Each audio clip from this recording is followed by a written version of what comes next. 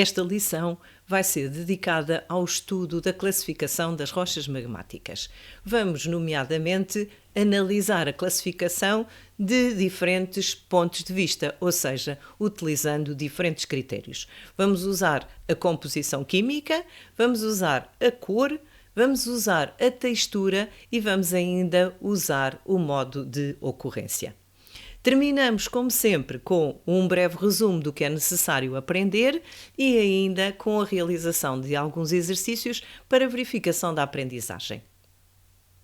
As rochas magmáticas ou ígneas podem ser classificadas segundo diferentes critérios, e esses critérios são a composição química, a cor, a textura e o modo de ocorrência.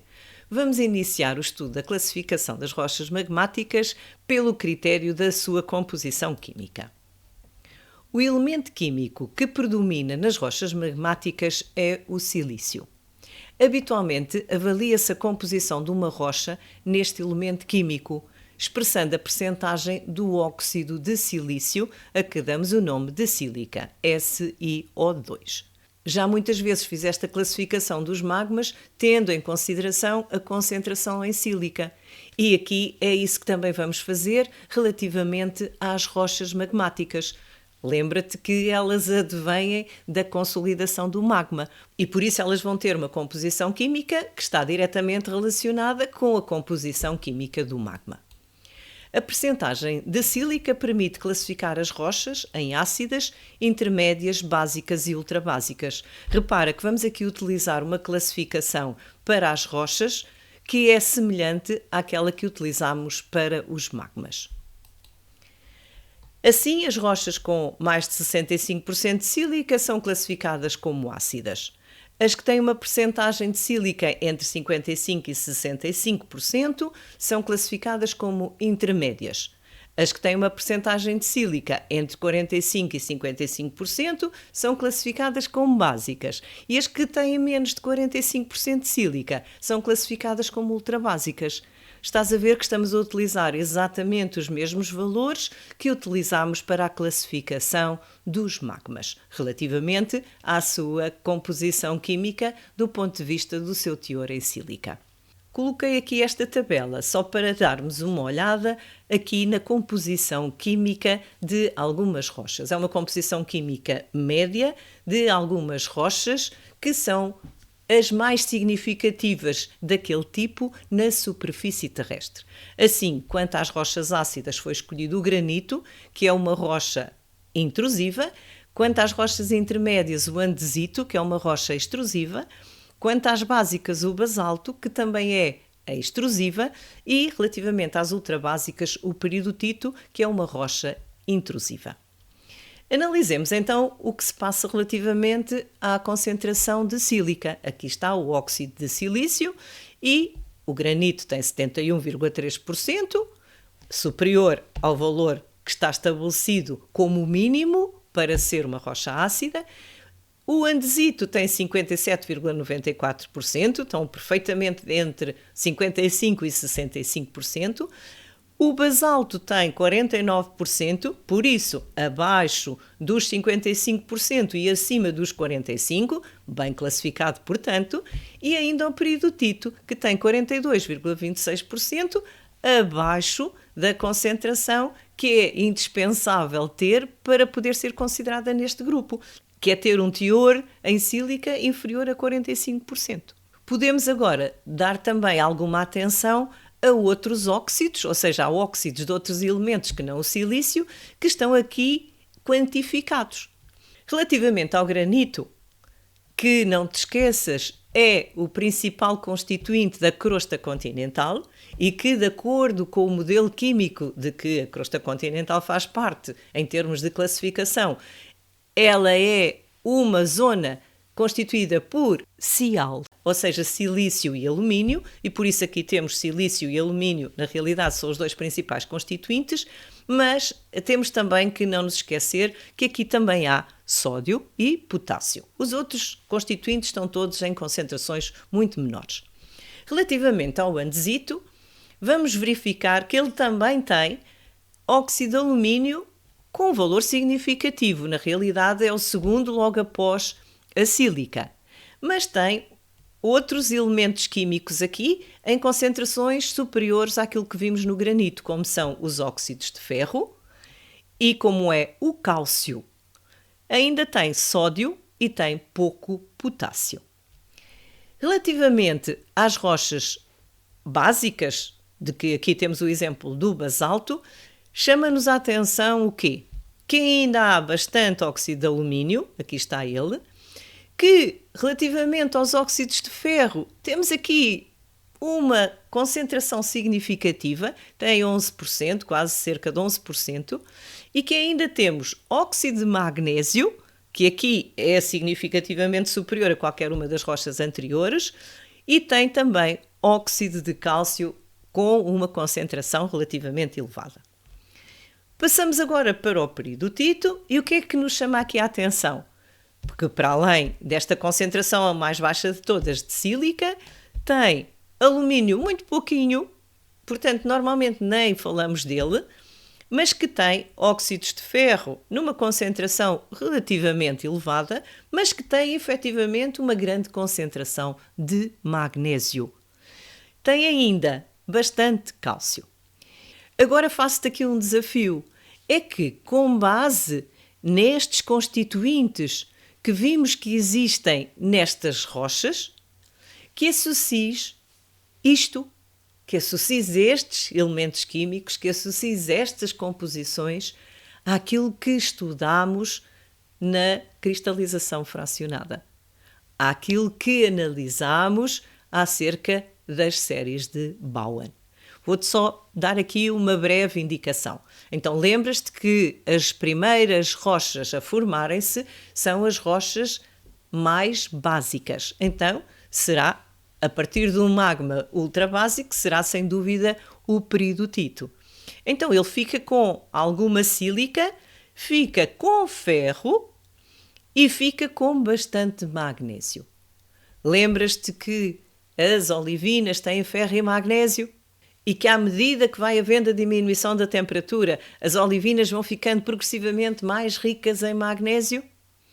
E é daí que, na realidade, estas rochas acabam por ter uma concentração bem significativa de magnésio. Mas também têm ferro. Ferro esse que também depois está presente não só nas olivinas, que são os primeiros minerais a solidificar, mas também depois nas piroxenas. É este tipo de análise que eu estou a sugerir que tu faças. Portanto, olhes para as séries de Bowen, se as tiveres num papel ou no computador lado a lado com esta apresentação, podes perfeitamente fazer esse exercício para te ajudar a perceber estas relações. Continuando no nosso tema de classificação das rochas magmáticas, podemos classificá-las usando o critério da cor. E a cor está intimamente ligada à composição química dos magmas. Quanto maior é a quantidade de sílica presente no magma, mais claras são as rochas que origina. Repara que só por aqui já sabes dizer muita coisa acerca da cor das rochas magmáticas. Aliás, eu na aula anterior já te chamei um pouco a atenção para essa relação entre a concentração de sílica e a cor das rochas. Por isso, quanto mais sílica, mais clara é a rocha. Quanto menos sílica, mais escura é a rocha. A cor das rochas relaciona-se com a quantidade relativa dos seus minerais constituintes, estando associada em particular à quantidade relativa de minerais félsicos e máficos. Quando analisamos as séries de Bowen, eu já falei em minerais félsicos e minerais máficos. Os minerais máficos são os da série descontínua e os minerais félsicos são daquela última parte das séries de Bowen, que já não são nem a série contínua nem a série descontínua. Então, a proporção que existe entre máficos e félsicos é que vai dar a cor da rocha. Os minerais máficos apresentam tons escuros e são pobres em sílica e ricos em ferro e magnésio, e por isso são os tais da série descontínua. Os minerais félsicos apresentam tons claros e são ricos em sílica, portanto estamos no final já das séries de Bowen. Quanto à cor, as rochas são classificadas como melanocratas, mesocratas e leucocratas. Repara que melano significa escuro. A melanina é o pigmento, é a proteína que dá a cor à nossa pele. Quanto mais melanina, mais escura é a nossa pele. Portanto, melanocratas são as escuras. Mesocratas, acho que não engana ninguém, são as que têm uma cor intermédia. E as leucocratas são as que são claras. Então também te podes lembrar que leucócitos são os glóbulos brancos. Então, leuco é claro, melano é escuro, meso é do meio. Sendo assim, as rochas com predomínio de minerais máficos, portanto dos escuros, são classificadas como melanocratas. As que têm uma percentagem aproximada de minerais máficos e félsicos são as mesocratas.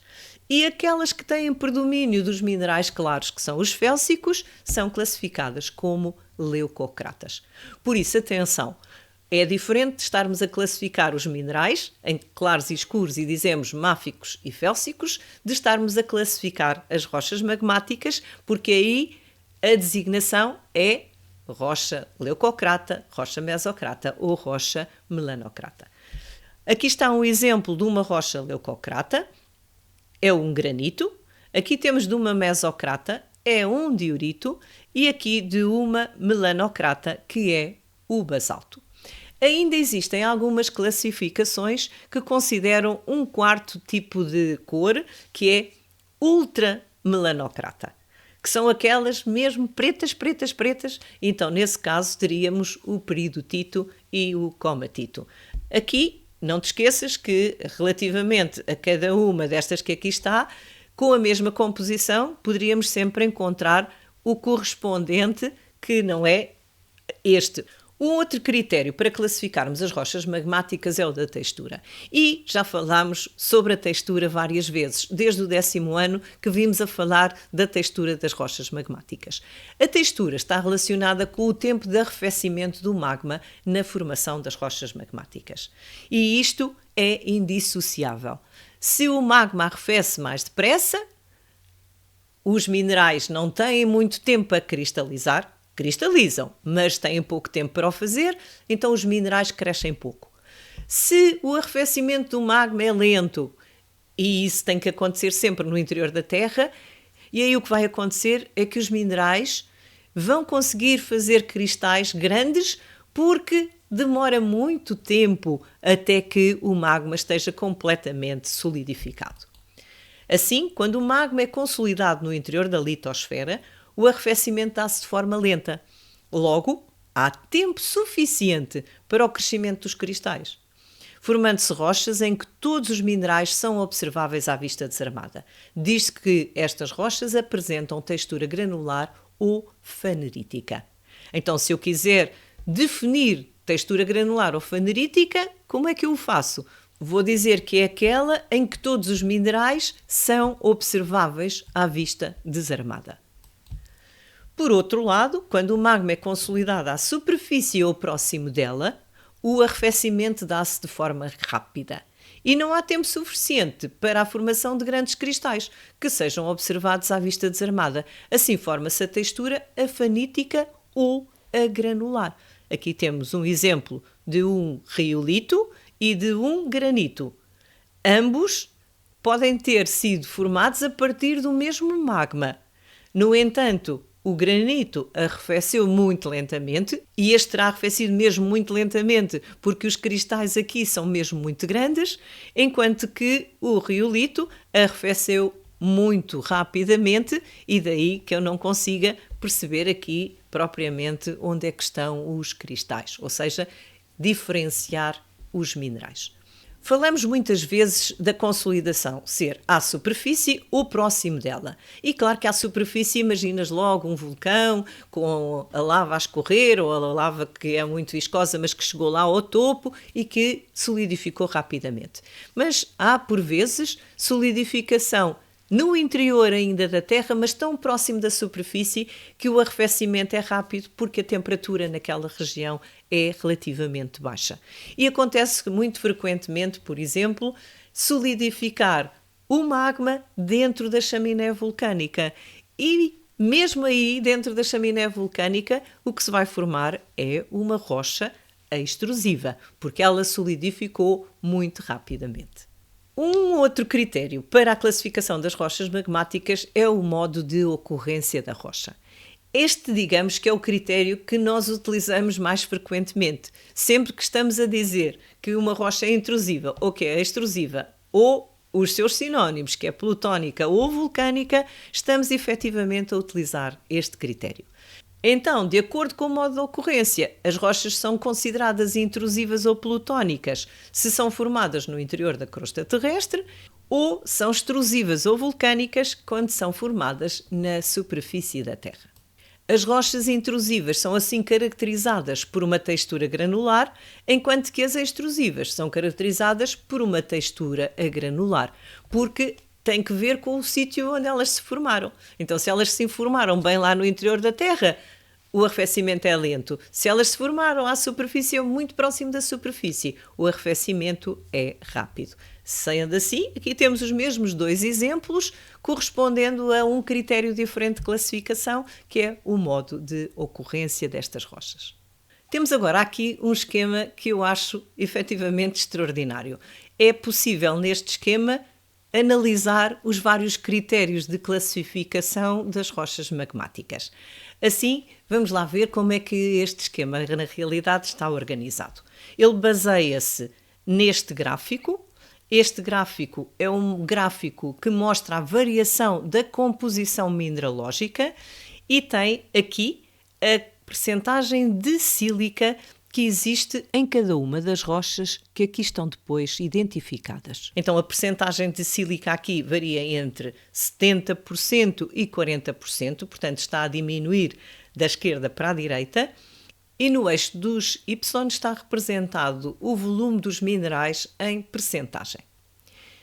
Temos depois a classificação das rochas em vulcânicas e plutónicas e para cada uma das composições os nomes correspondentes. Então, o riolito e o granito. Então, a vulcânica para a mesma composição é o granito com plutónica, o dacito com o granodiorito, o andesito com o diorito, o basalto com o gabbro e o comatito com o peridotito.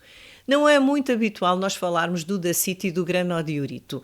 Não é necessário que saibas estes nomes de cor. No entanto, para interpretarmos bem este esquema, convém termos estes dois nomes aqui. Porquê? Senão aqui parecia que havia uma falta de rochas e que não haveria rochas com essa composição. Na realidade, há rochas com estas composições todas. Como é que eu posso extrair ainda mais informações deste esquema?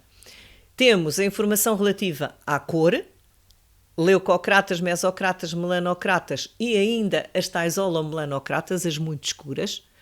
Temos a acidez, em ácidas, intermédias, básicas e ultrabásicas, representando aqui o sinal menos e mais, porque as ácidas são as que têm, com certeza, maior acidez.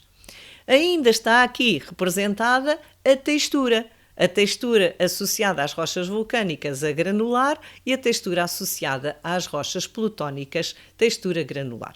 A granular ou a fanítica e granular ou fanarítica. Mas agora que temos aqui estas informações todas, na realidade, se eu tiver uma determinada rocha, como é que eu sei qual é a sua composição? Ou ao contrário, se eu souber a composição para uma determinada rocha, como é que eu sei qual é ela? Então vamos fazer só aqui um exercício para tu perceberes mesmo como é que este gráfico está organizado. Identifiquei aqui esta rocha, a que eu dei o nome de rocha A, que tem a composição correspondente a este tracejado. E o que é que eu quero dizer com isto? Quero dizer que tem ortóclase, quartzo, plagioclases ricas em sódio e não ricas em cálcio, tem moscovite, tem biotite e ainda tem anfíbola. E qual é a percentagem dos minerais nesta rocha A? Como é que eu faço isso? Não te esqueças que a percentagem total tem que ser 100%. Ou seja, uma rocha totaliza 100% como resultado do somatório dos vários minerais que constituem essa rocha. Então, o que é que eu posso dizer quanto à ortóclase. Para saber qual é a percentagem que existe de ortóclase, uma das coisas que tenho que saber é a que corresponde cada intervalo destes.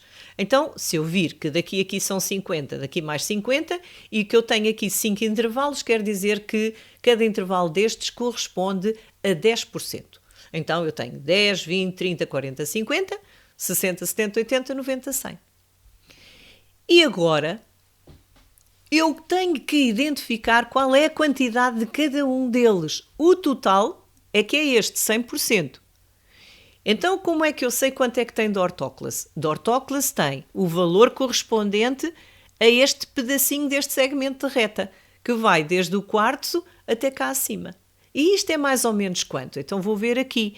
Daqui a aqui, posso considerar, por exemplo, qual é esta percentagem? É 80%. Então, de 80 até 100 é mais ou menos 20. Mas posso fazer de outra maneira, que é daqui a aqui vai bater aqui neste tracinho. Então, daqui até cá acima, conto 10% mais 10%. Então, de ortóclase na rocha A, há 20%, aproximadamente. Quanto é que há de quartzo? Vou fazer o mesmo. Entre este tracinho e este outro tracinho aqui embaixo. Então é mais ou menos 10, 20, 30%. Então 30% de quartzo que vamos juntar a 20% da ortóclase. Na realidade, neste momento, sei quanto é que é 50% daquela rocha. Depois tenho que fazer o mesmo relativamente às plagioclases, relativamente à muscovite, à biotite e à anfíbola. Podes agora fazer esse exercício. Tenta saber quanto é que tem de cada um dos outros minerais. E agora vou-te dar a resposta. Na realidade, então, tem 20% de ortóclase, 30% de quartzo, 25% aproximadamente, são valores aproximados, de plagioclases, tem 7% de muscovite, 8% de biotite e 10% de anfíbola. A anfíbola é o mais fácil de fazer, a diferença daqui até aqui dá mais ou menos 10%. Se agora somares estes valores todos, vai dar 100%. Para perceberes bem o que é que isto significa, vou-te identificar aqui a posição de uma outra rocha. Uma rocha B. Esta rocha B tem apenas 3 minerais. Só tem plagioclases, e são plagioclases ricas em cálcio. Tem piroxenas e tem olivinas. E quanto é que tem de cada um destes minerais? Podemos começar então com as olivinas agora, e as olivinas têm mais ou menos 5%, talvez seja um bocadinho mais, mas aproximadamente 5%.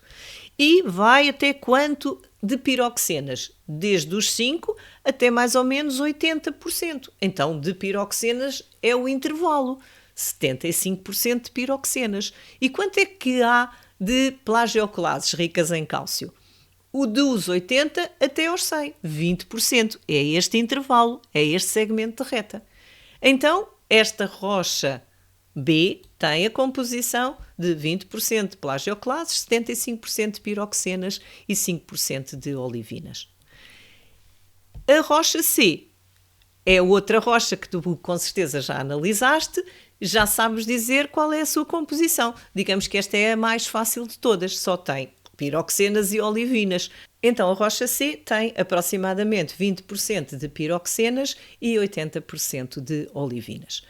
Repara que nós podemos fazer agora a classificação destas rochas. A composição atribuída à rocha A é inferior a 65% de sílica. Logo, esta rocha não é uma rocha ácida. Então, se ela não é uma rocha ácida, eu sei que não pode ser o granito nem o riolito. Então ela vai ser uma rocha com uma acidez intermédia. E ela, sendo uma rocha com esta acidez tão próxima dos 65% de sílica, seria um granodiorito ou um dacito. Eu só precisava de saber qual era a textura. Se a textura fosse granular, então ela era um granodiorito. Se a textura fosse granular, ela era um dacito. Então o que é que podemos dizer quanto à rocha B? A rocha B com esta composição ou era um gabbro ou um basalto, também consoante tivesse textura granular ou agranular. Relativamente à rocha C, também só há duas possibilidades, uma vez que ela tem esta concentração de sílica correspondente às rochas ultrabásicas. Ela só poderia ser um peridotito ou um comatito, Claro que, mais uma vez, consoante a textura que apresentasse esta rocha. Como vês, este esquema é um esquema super útil para ter tudo junto e para tu analisares com muita atenção. Para te dar a oportunidade de analisares a mesma coisa com outras figuras pensadas por outras pessoas, que eu depois utilizo e às quais eu também dou o meu cunho, vamos analisar um outro esquema. Então aqui está. Quanto à composição, as rochas podem ser ácidas, intermédias, básicas ou ultrabásicas. Quanto à cor, leucocratas, mesocratas, melanocratas ou ultramelanocratas. E agora tens aqui o aspecto mesmo das rochas. O granito, o diorito, o gabbro e o peridotito, e como vês está a ficar cada vez mais escuro. Porquê? Porque está a aumentar a percentagem de minerais máficos e a diminuir a percentagem dos minerais félsicos. Estas 4 rochas são rochas que têm textura fanerítica. Todos os cristais dos vários minerais são observáveis à vista desarmada. Estas rochas são todas elas intrusivas. Com a mesma composição, portanto classificadas da mesma forma, com ácida leucocrata é o riolito se a sua textura for afanítica, e nesse caso ela é uma rocha extrusiva quanto ao modo de ocorrência. Esta textura afanítica é aquela em que não se vêem todos os cristais individualizados. Então temos o riolito, que é o par do granito, o andesito do diorito, o basalto do gabbro e o comatito do peridotito. Para te relembrar da mnemónica, aqui temos K bar para grandes dias giros. E o que é mesmo muito importante é que consigas usar estas informações todas e estabelecer conexões entre elas. Chegamos ao nosso resumo do que é necessário aprender. Então temos algumas palavras já tuas conhecidas, mas que é necessário recordar, e a algumas delas é necessário atribuir o seu real significado. Então, saber o que é uma rocha ácida, intermédia, básica, ultrabásica, saber o que é uma rocha leucocrata, mesocrata, melanocrata, holomelanocrata, saber o que é uma textura agranular ou afanítica, saber o que é uma textura granular ou fanerítica, saber o que é um mineral félsico e o que é um mineral máfico. Relembra que para cada um destes nomes estamos a utilizar um determinado critério de classificação. Ou classificação de minerais, aqui, estes dois, e todos os outros têm que ver com classificação das rochas magmáticas. É necessário compreender que a designação atribuída às rochas depende do critério de classificação utilizado, perceber a lógica de atribuição daquela designação e saber exatamente qual é o critério, e compreender a classificação das rochas magmáticas na perspectiva da generalização necessária à compreensão dos processos geológicos. Ao classificarmos as rochas, somos depois capazes de fazer extrapolações, somos capazes de mais facilmente compreender aquilo que está a acontecer na Terra. Como sempre, é preciso aplicar os conhecimentos na interpretação de situações reais descritas. Nesta verificação da aprendizagem vamos ter 2 slides e por isso vou primeiro passá-los para tu poderes fazer estes exercícios e a seguir vens conferir comigo a resolução. Pergunta 1. Na região existirá um hotspot alimentado por uma pluma térmica, considerada estacionária, cuja idade tem sido discutida. Alguns cientistas pensam que esta pluma térmica originou abundantes rochas vulcânicas mesozoicas. De acordo com os dados apresentados no texto, é de esperar que as rochas que constituem as Ilhas Galápagos sejam. É claro que eu já só pus aqui um excerto do texto, o texto é bem mais longo, mas aqui pus só este pedacinho que nos permite dar a resposta à questão. Então, como é que vão ser as rochas das Ilhas Galápagos? Serão melanocráticas ou leucocráticas? A primeira coisa a fazer é ir ver qual é a informação do texto que nos permite tirar esta conclusão. Ora, o que é que o texto nos diz que nos permite chegar lá? Diz-nos que alguns cientistas pensam que esta pluma térmica originou abundantes rochas vulcânicas. Então, temos rochas vulcânicas em resultado da existência de uma pluma térmica. Logo, temos rochas que têm origem num magma básico ou ultrabásico. Então essas rochas são sempre rochas com uma grande percentagem de minerais máficos. Quer dizer que essas rochas são escuras. Então não podem ser leucocráticas, porque as leucocráticas são claras. Só podem ser melanocráticas das possibilidades que aqui temos. Então temos o A e o D, são as nossas possibilidades. E agora dizem-nos constituídas predominantemente por minerais máficos ou por minerais félsicos. Se elas são melanocráticas, são constituídas predominantemente por minerais máficos. Podes mesmo fazer a associação M, melanocráticas, máficos. Então a nossa resposta certa teria que ser a linha A. Pergunta 2. Os dados apresentados sugerem que nas Ilhas Galápagos ocorram plagioclases cálcicas associadas a moscovite, plagioclases sódicas associadas a moscovite. Então vamos lá ver. Quanto à primeira parte da resposta, são plagioclases cálcicas ou sódicas? E temos que fazer esta escolha. E fazemos esta escolha com base em quê? Com base nas séries de Bowen. E o que é que eu sei relativamente às plagioclases que se formam nas rochas que têm esta origem? Ou seja, nas tais rochas melanocráticas. Elas têm maior concentração de plagioclases cálcicas ou de plagioclases sódicas. Temos que pensar quais são as plagioclases que têm o ponto de fusão mais alto, porque são essas aquelas que vão ser os principais constituintes das rochas melanocráticas. Então, lembras-te que são as cálcicas? Por isso, vamos eliminar as sódicas. As plagioclases sódicas são as que têm o menor ponto de fusão. Então, numa rocha melanocrática, o que é normal é eu encontrar as plagioclases cálcicas.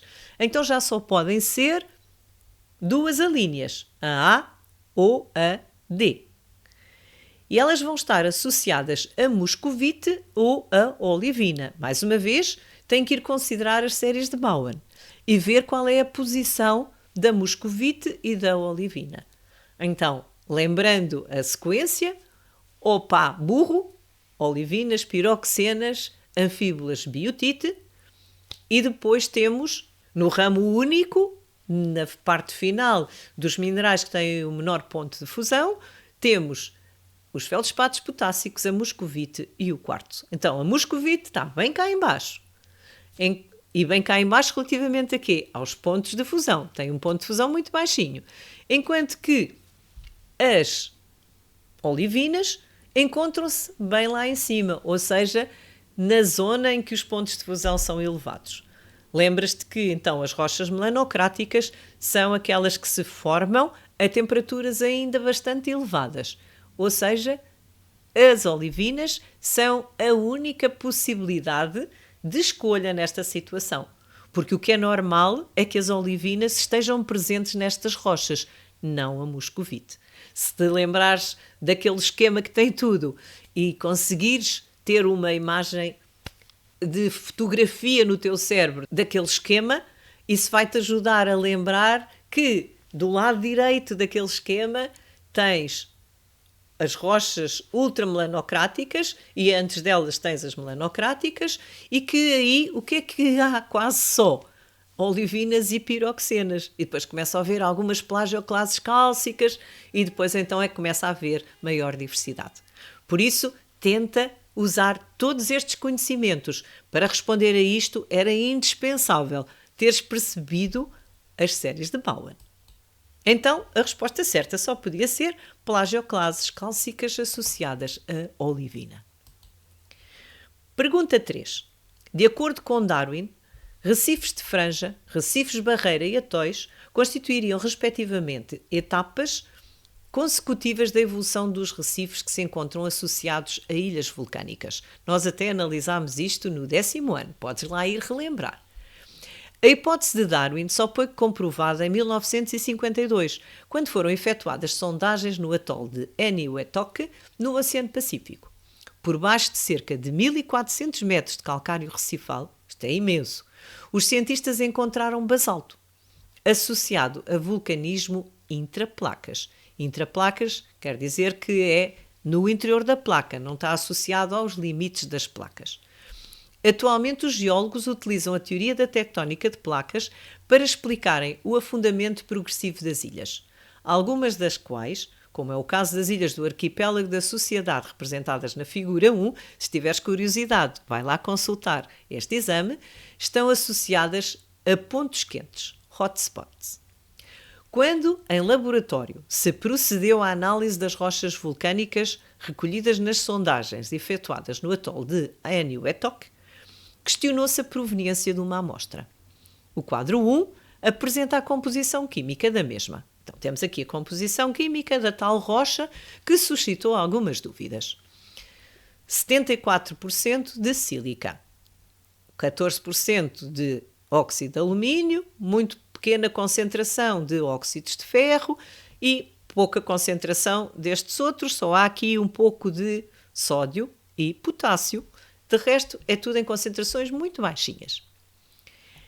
Quando olhamos para esta composição química, como é que vamos classificar esta rocha?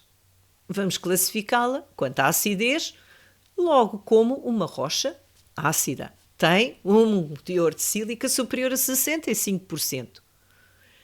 Então, esta rocha ácida, onde é que pode ser encontrada? Tens que relembrar quais as localizações em que é possível a formação de magmas ácidos. E lembras-te que a formação dos magmas ácidos está associada às crostas continentais. Portanto, tudo isto acerca desta rocha que foi encontrada. Podíamos fazer estas associações, ainda podemos fazer muito mais associações. É claro que eu já estou a orientar um pouco para aquilo que eu sei que vai ser a pergunta que vem a seguir, mas tu podes fazer aqui as associações que quiseres, podes usar isto para estabeleceres várias conexões no teu cérebro e conseguires assim depois, mais rapidamente, estabelecer as ligações que são necessárias. Explique de que modo a análise da composição química da amostra mencionada pode ter contribuído para pôr em causa a sua proveniência. Ora, qual seria a proveniência então destas rochas? A proveniência era desta zona em que havia vulcanismo intraplaca, associado à formação de ilhas.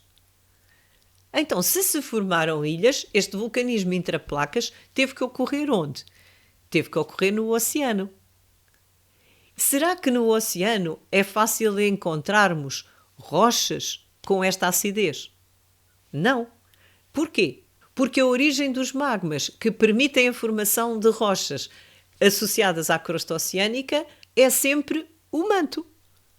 Então, sendo o manto, a origem é, efetivamente, rochas bastante pouco ácidas, ou seja, são rochas que podem ser geralmente rochas do tipo do basalto, em que a concentração de sílica é muito inferior a 74%. Então estás a ver qual é aqui o problema.